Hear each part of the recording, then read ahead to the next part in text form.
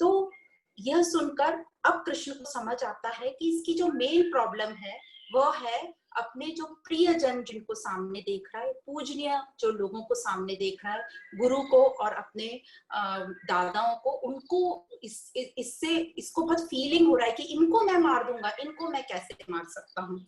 और तो यहाँ पर श्री कृष्ण ये बताना चाहते हैं कि जब हम अधर्म और धर्म के प्रति जब लड़ने के लिए खड़े होते हैं, तो जो भी कोई अधर्म की साइड में है, हमारा इंटेंशन तो अच्छा है, हमारा तो भाव तो अच्छा है कि हम धर्म की स्थापना करने जा रहे हैं, पर बाहर एक्शन हमारे अलग अलग हो सकते हैं।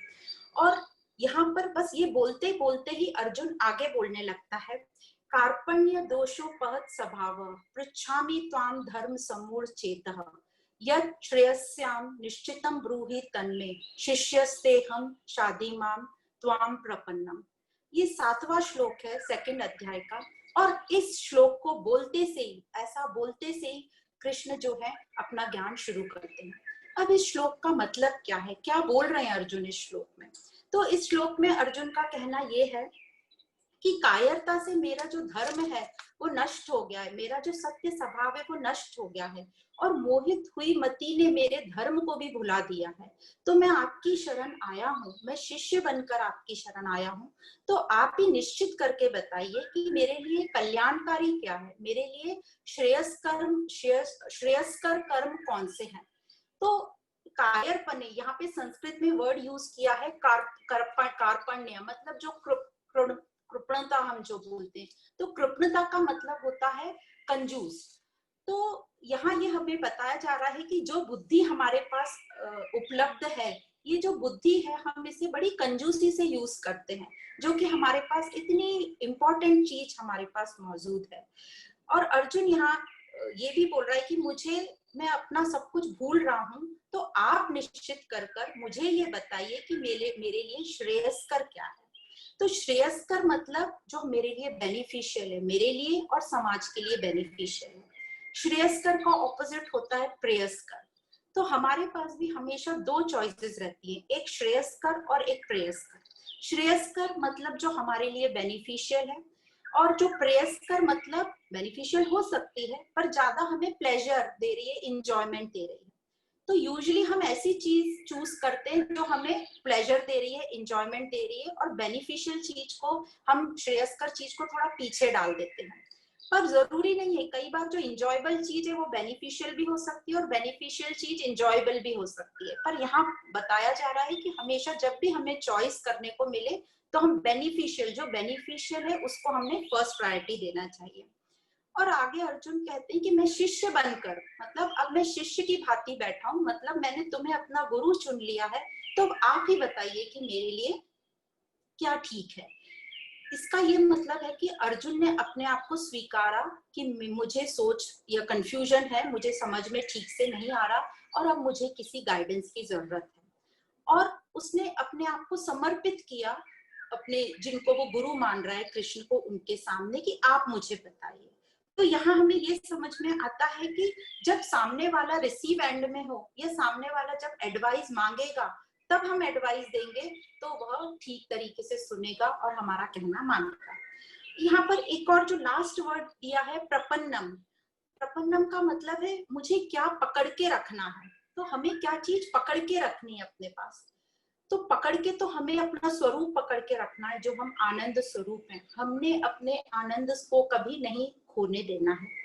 अब ये जो आनंद स्वरूप है, एक अच्छा एग्जाम्पल है, जैसे आपने बंदर देखा होगा, एक डाली से दूसरी डाली ऐसे घूमता रहता है, इधर से उधर कूदता रहता है। पर यदि आपने कभी देखा होगा कि वो बंदर का जो बच्चा रहता है वो बंदर के पेट को टाइट पकड़े रहता है, वो डाली से इधर उधर कूदता है पर वो बच्चा गिरता नहीं, मतलब वो कितनी टाइटली अपनी माँ को पकड़ा हुआ है। तो उसी तरीके से हमने भी जो हमारा स्वरूप है, आनंद स्वरूप, इसको एकदम पक्का पकड़ के रखना चाहिए। तो ये हुआ पकड़ की बात कि हमने क्या पकड़ के रखना चाहिए। यदि हम कुछ पकड़ के रखते हैं तो यह भी जरूरी है कि हमें क्या छोड़ना है, लेट गो क्या करना है। तो हम सबको पता है हमें क्या लेट गो करना है, हमारी पास्ट की पुरानी बातें, हमारी नेगेटिव विचार, ये सब हमें लेट गो करना है। इसका भी बहुत अच्छा एग्जाम्पल है, जैसे आपने देखा होगा बिल्ली जो रहती है उसके छोटे छोटे बच्चे रहते हैं जो चल नहीं पाते, तो बिल्ली अपने मुंह में दबा के बच्चों को इधर उधर ले जाती है, पर उस बिल्ली को पता है कहाँ मेरे बच्चे सुरक्षित हैं या मुझे कहाँ उनको छोड़ देना है, कहाँ उनको छोड़ देने का यहाँ मतलब समझेंगे लेट गो करना। तो उसी प्रकार हमें भी पता होना चाहिए कि कौन सी चीज को लेट गो करना है और कौन सी चीज को पकड़ के रखना है।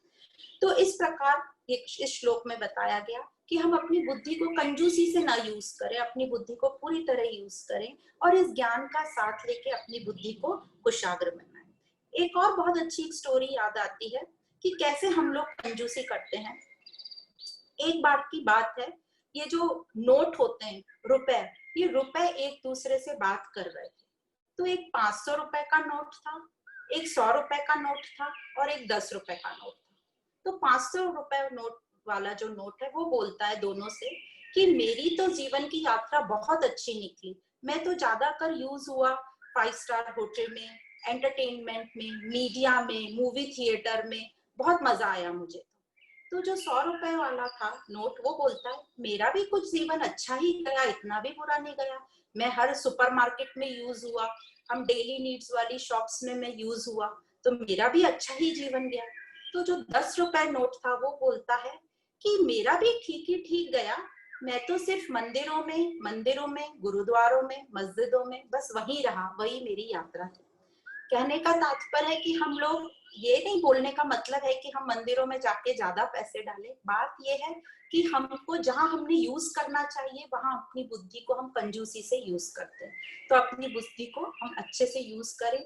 सिर्फ मनुष्य प्राणी को ये बुद्धि उपलब्ध है जो हम अपनी बुद्धि चेंज कर सकते हैं इस ज्ञान से। अब जो अर्जुन की स्थिति थी, अर्जुन पूरी तरह तैयार है कि मैं जो भी कृष्ण बोलेगा, जो भी वो ज्ञान देगा, मैं उसको पूरा फॉलो करूंगा। और ऐसी स्थिति को बोलते हैं मुमुक्ष स्थिति। मुमुक्ष स्थिति मतलब कि सिर्फ उसको ना अभी वर्ल्डली बातें नहीं चाहिए थी, अब उसको ये बात चाहिए थी कि कौन इस समस्या से या ये दुखी जो मैं हो रहा हूँ मेरे पूज्य जनों को देख कर कि मैं उनको वो उनकी मृत्यु हो जाएगी, तो ये सुख दुख से मैं बाहर निकलना चाहता हूँ, मैं जीवन का सच में मतलब क्या है वो समझना चाहता हूँ, तो उसको कहते हैं मुमुक्षुता। तो कृष्ण अब यहाँ पर बोलना शुरू करते हैं जो कि सेकंड अध्याय का 11वां श्लोक आता है। तो ये 11वें श्लोक से पूरे 18 अध्याय के एंड तक कृष्ण बोलते चले जाते हैं और बीच बीच में कहीं कुछ कृष्ण अर्जुन ने जो भी सवाल किए हैं वो कृष्ण ने बहुत ही धीरजता से सब उसके आंसर दिए हैं। और हर जगह कृष्ण ने अर्जुन को बहुत एनकरेज किया है, बहुत प्यार से प्रोत्साहित करके, कहीं कहीं कुछ कुछ जगह थोड़ा सख्त होकर भी बात की है। जैसे हम भी बच्चों को कभी कभी सख्त होकर बात करते हैं, पर हमारा इंटेंशन अच्छा होता है, उनकी भलाई के लिए हम बोलते हैं। अब यहाँ समझने की बात यह है कि कृष्ण का ज्ञान क्यों सुनेगा अर्जुन, क्योंकि जो अर्जुन है, जो कृष्ण है, उन्होंने पूरी अपनी लाइफ अपने कर्तव्य पालन पूरे किए हैं, पूरी लगन और निष्ठा से अपने हर एक कार्य को पूरा किया है और उन्होंने समाज में उदाहरण स्थापित किए हैं एक अच्छे ज्ञानी विवेकपूर्ण इंसान के। इसलिए कृष्ण की बात हम सब सुनेंगे। तो अब कृष्ण अर्जुन से कहते हैं, अर्जुन जिनके लिए शोक नहीं करना चाहिए तू उनके लिए शोक मत कर। और यहाँ शब्द यूज किया ना अनुशोचंती, तू शोक मत कर। विवेकी मनुष्य किसी के लिए भी शोक नहीं करते, जिनकी मृत्यु हो गई उनके लिए भी नहीं, और जो जीवित हैं और जिनकी मृत्यु होने वाली है उनके लिए भी नहीं। तो ये शोक का कारण क्या है? शोक का कारण है आसक्ति, जो हमारे अज्ञान के कारण है। आसक्ति मतलब पॉजेसिवनेस, जो हमारे अज्ञान के कारण है। और आगे कृष्ण बोलते हैं कि तू दुर्योधन के लिए तो शोक कर ही मत, क्योंकि वो तो अतताई है। मतलब अतताई का हमने मतलब समझा था, जो किसी को जहर देके मारने की कोशिश करे, जो किसी की हत्या करने की कोशिश करे, किसी का घर जला दे, किसी स्त्री के साथ दुर्व्यवहार करे, तो जो भी ऐसे लोग होते हैं उनको अतताई कहते हैं। और उनको तो ऐसा नियम था कि जहां दिखे वहां उसको मार देना चाहिए। तो तू दुर्योधन के लिए तो शोक मत कर, वो तो वैसे ही क्रिमिनल है। और गुरु के लिए, पितामह के लिए भी तुझे शोक करने की जरूरत नहीं है, क्योंकि उन्होंने अपना पूरा जीवन बहुत ही अच्छी तरीके से निभाया है। उन्होंने अपनी सारी रिस्पॉन्सिबिलिटी, सारे कर्तव्य अच्छे से किए हैं। तो ऐसे पुरुषों के लिए हमने शोक नहीं करना चाहिए। तो शोक किसके लिए करना चाहिए? कृष्ण कहते हैं शोक उनके लिए करना चाहिए जिन्होंने अपने जीवन में कुछ नहीं किया, जिनके पास सब था करने के लिए अच्छा, पर वो बिना कुछ करे चले गए। तो इस प्रकार शोक उनके लिए कर, अपने पितामह और गुरुओं के लिए तुझे शोक करने की जरूरत नहीं है। तो इसी के उपलक्ष्य में एक दृष्टांत आता है। जब रामचंद्र जी को पता चला कि उनके पिता दशरथ की मृत्यु हो गई है, तो वो थोड़े दुखी तो हुए और शोक में बैठ गए।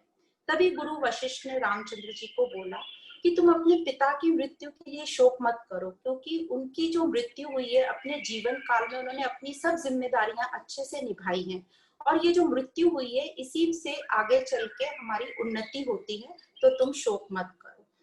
अब आगे कृष्ण बोलते हैं कि अर्जुन, जो ये जन्म और मृत्यु है, ये तो आना जाना संसार में लगा ही रहेगा, तुम्हें इसे स्वीकार करना पड़ेगा। और जो विवेकी मनुष्य होते हैं वो जन्म में किसी के जन्म से उत्तेजित नहीं होते हैं और किसी की मृत्यु से वो शोकग्रस्त नहीं होते हैं, क्योंकि जन्म और मृत्यु तो शरीर के होते हैं जो कि स्थूल है, पर मैं, तुम और ये सब जो भी तुम्हें दिखाई पड़ रहे हैं, हम हमेशा रहेंगे, और आज भी हैं, कल भी थे और आगे भी हम हमेशा रहेंगे। और उसके लिए उन्होंने शब्द यूज किया सर्वे परम, मतलब हम सब हमेशा रहेंगे, परम मतलब इनफाइनाइट, हमेशा रहने वाले। तो तू शरीर नहीं है, तू आत्मा है, तू आत्म तत्व है। अब यही हम सबको बड़ा कंफ्यूजन होता है, हम आत्म तत्व तो हैं, पर हम सब अपने आप को शरीर समझते हैं कि मैं शरीर हूँ। तो अब हम ये समझेंगे ये शरीर क्या है और ये आत्मा क्या है। तो आत्मा तो वो शक्ति है, पावर है, हम सबका जो लाइफ गिविंग फोर्स है, जो हमें जीवन देता है, वह है। आत्मा दिव्य है, और आत्मा हमारे शरीर में वह क्या कार्य करती है जो इलेक्ट्रिक करंट बल्ब के लिए काम करता है या दूसरे गैजेट्स के लिए काम करता है। तो हम सब ने देखा होगा इलेक्ट्रिक करंट तो एक ही होता है, उसी में हम बल्ब लगाते हैं, उसी में हम अपने जो भी दूसरे गैजेट्स हैं जैसे रेफ्रिजरेटर है, आयरन है, वॉशिंग मशीन है, ये सब लगाते हैं। तो इलेक्ट्रिक बल्ब का आकार अलग अलग हो सकता है और सब गैजेट्स अलग अलग हो सकते हैं, पर उन सब में कॉमन है इलेक्ट्रिक करंट। अब यदि हम बल्ब नहीं लगाएंगे या कोई गैजेट नहीं लगाएंगे, इसका मतलब ये नहीं कि इलेक्ट्रिक करंट नहीं है, इलेक्ट्रिक करंट तो है, पर वो बल्ब किसी और चीज से रिप्लेस हो गया है। तो इसी प्रकार आत्मा हम सब में कॉमन है, और आत्मा की मौजूदगी में सब काम होता है। और जब ये शरीर मन बुद्धि का, जो शरीर मन बुद्धि जब आत्मा का साथ लेती है, तब मन बुद्धि हमारी प्रकाशित होती है।